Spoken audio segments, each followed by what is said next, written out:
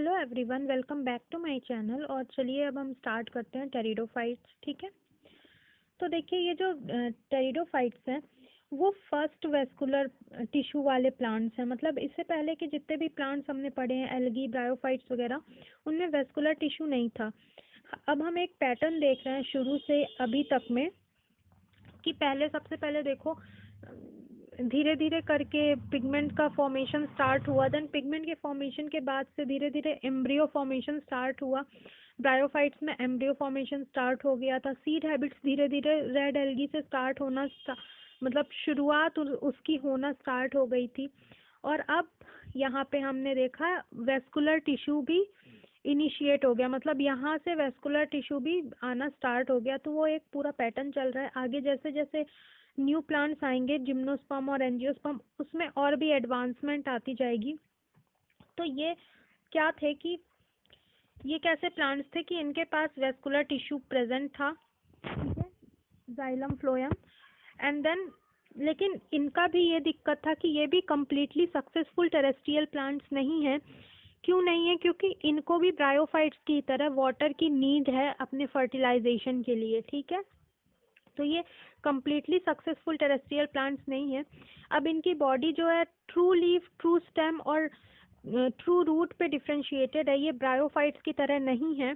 इनमें root like structure की जरूरत नहीं है क्योंकि इसमें already true root, true stem, true leaves present हैं।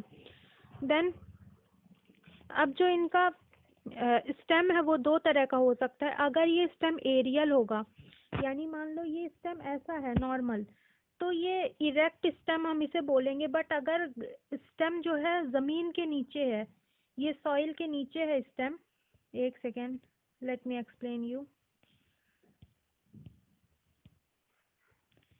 सी, मान लो ये एक सॉइल है, ठीक है, ये सॉइल है।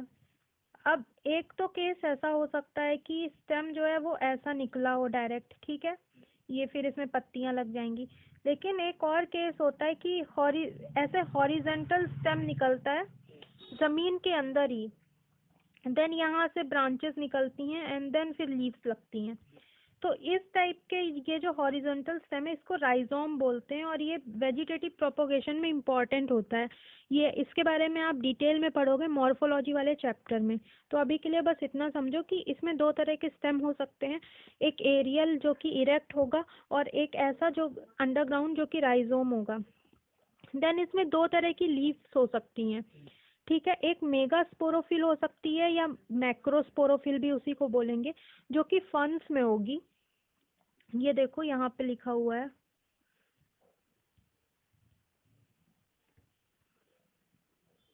ये यहाँ पे लिखा हुआ है, ठीक है। और अगर माइक्रोफिल है तो वो सिलेजिनेला में होगी, ठीक है। मैंने शायद स्पोरोफिल बोल दिया था, गलत बोल दिया था। मेगाफिल या मैक्रोफिल और माइक्रोफिल, ठीक है, ये टर्म्स होते हैं। तो अगर मेगाफिल होगी या मैक्रोफिल होगी तो फंस में होगी, और अगर माइक्रोफिल है तो सिलेजिनेला में है। फिर अब इनकी जो मेन प्लांट बॉडी है वो स्पोरोफाइट है। ये भी एक बहुत इम्पोर्टेंट चीज़ है क्योंकि हमने अभी तक देखा था कि जो ब्रायोफाइट्स थे उनकी बॉडी गैमिटोफाइट थी, मेन प्लांट बॉडी गैमिटोफाइट थी। बट यहाँ पे ऐसा सीन नहीं है। यहाँ पे इनकी जो मेन प्लांट बॉडी है वो स्पोरोफाइट है और ये क्या करेगी, ये डिप्लॉइड बॉडी होगी और इसमें अच्छे से असली रूट, असली स्टेम, असली लीव्स प्रेजेंट हैं, ठीक है। अब इसमें स्पोरेंजिया का फॉर्मेशन होगा। अब ये जो स्पोरेंजिया है ना, ये कुछ लीव्स से बनती है। ये देखो ऐसा कुछ बनेगा स्ट्रक्चर, ऐसा कुछ स्ट्रक्चर बनेगा, ऐसी बहुत सारी लीव्स मिल करके और यहाँ पे स्पोरेंजिया का फॉर्मेशन कर देंगी।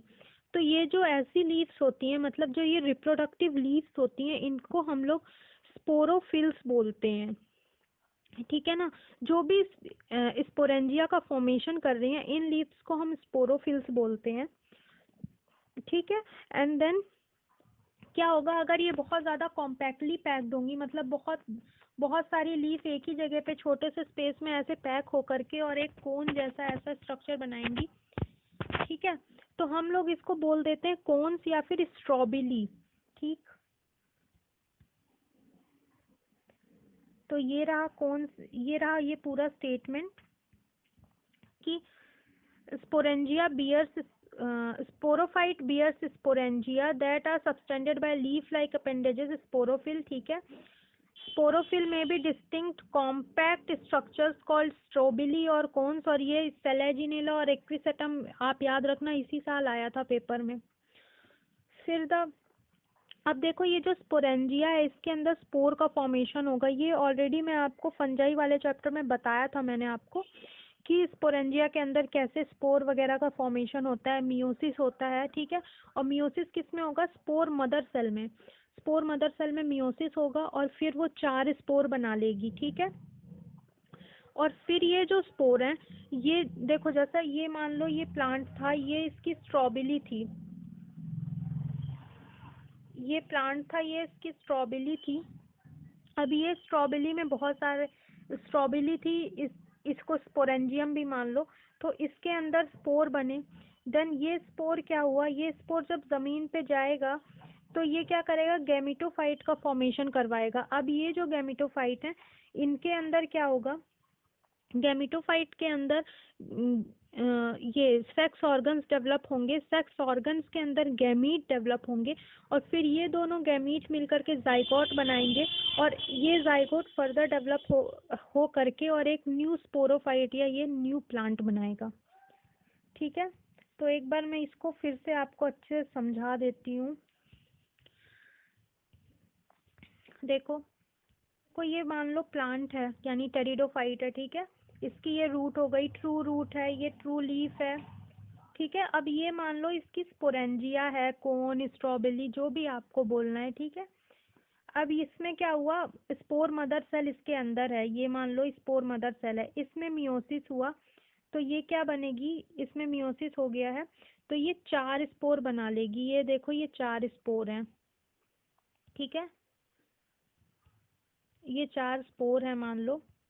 अब ये चारों स्पोर जो हैं ये ज़मीन के अंदर जाएंगे, ये देखो ये ज़मीन के अंदर जाएंगे और एक गैमेटोफाइट बना लेंगे। ये गैमेटोफाइट है। अब इस गैमेटोफाइट के अंदर सेक्स ऑर्गन डेवलप होंगे, ठीक है।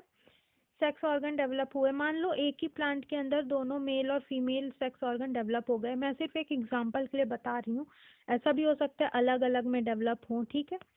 तो अब ये क्या हुआ? यहाँ से मेल गैमीट निकला, यहाँ से फीमेल गैमीट निकला, दोनों मिलकर के जाइगोट बनाए।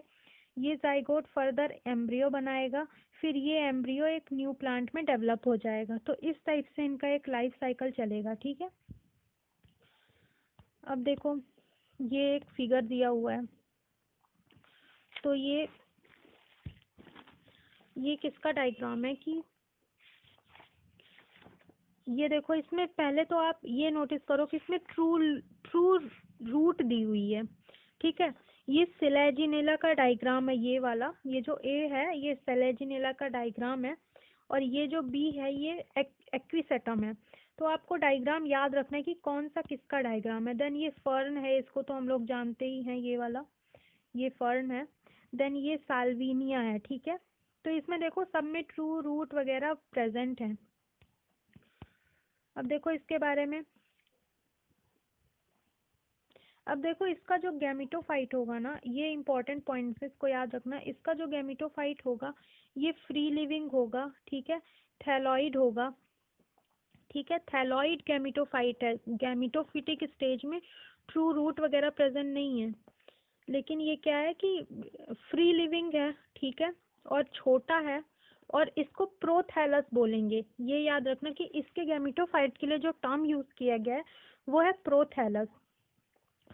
फिर ये क्या है कि इनकी इनकी फर्टिलाइजेशन के लिए वाटर चाहिए, ठीक है। तो ये ऐसी शेडी जगह में ही रहेंगे जहाँ पे थोड़ा सा वाटर प्रेजेंट हो, मॉइस्चर हो, ठीक है।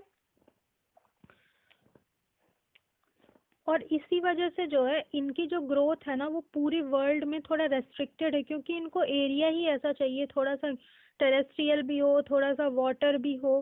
तो इसीलिए ये थोड़ा एक लिमिटेड जगह में ही पाए जाते हैं। फिर इनके मेल सेक्स ऑर्गन के बारे में बात की गई है।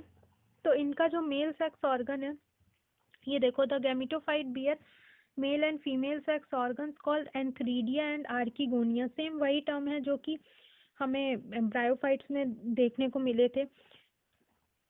फिर इसमें ये गिवन है, और फिर water is required for antherozoid और एग, यहाँ पे भी वही गैमीट्स हैं, ठीक है।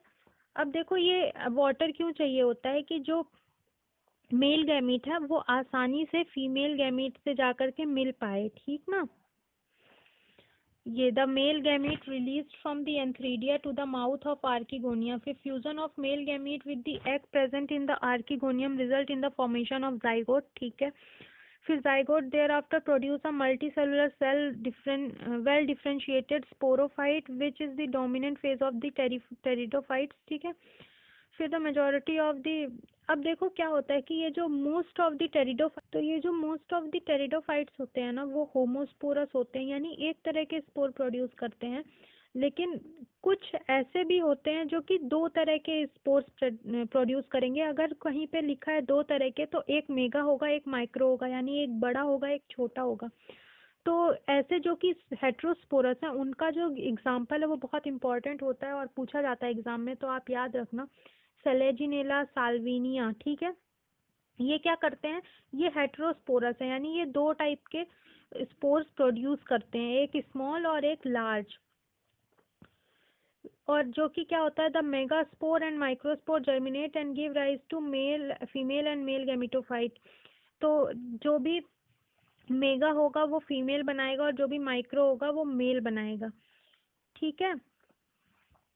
अब क्या होता है, ये जो फीमेल गैमेटोफाइट है ना, ये स्पोरोफाइट में रिटेन, मतलब वहीं पे चिपका रहेगा, वहीं पे जुड़ा रहेगा पूरी प्रोसेस के दौरान।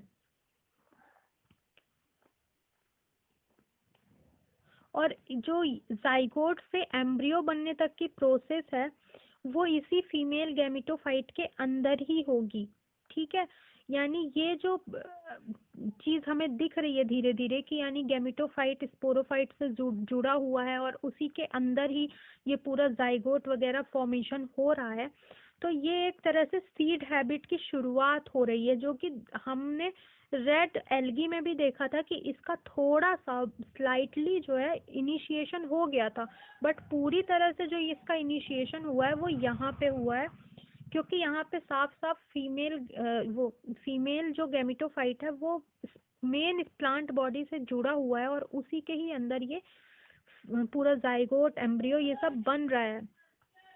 तो देखिए यहाँ पे जैसे जैसे हम हायर प्लांट्स पढ़ते जाएंगे तो हम यही चीज़ें देखेंगे कि सीड फॉर्मेशन होने लगता है और कैसे सीड फॉर्म हो जाती है, लेकिन टेरिडोफाइट के लेवल पे सीड का कोई फॉर्मेशन नहीं है, कोई जिक्र नहीं है। तो ये सिर्फ एक सीड हैबिट की शुरुआत हो रही है। बारे में क्या दी हुई है कि इनकी जो कुछ फर्दर क्लासेस दी हुई हैं, इनका नाम याद रखना है, मैच दी फॉलोइंग में आता है, ठीक है।